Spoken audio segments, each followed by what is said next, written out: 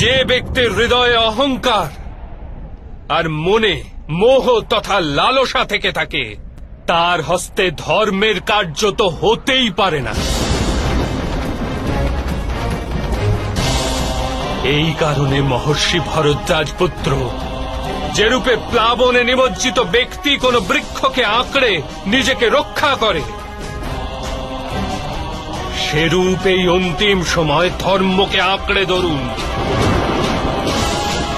আজ সময় আছে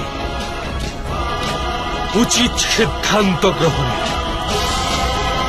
মোহ পরিত্যাগ করুন। আমি এই মুহূর্তে আপনার প্রাণ নিতে পারি, কিন্তু আমার ইচ্ছা আপনি জীবনে একটি উচিত সিদ্ধান্ত স্বয়ং নিন।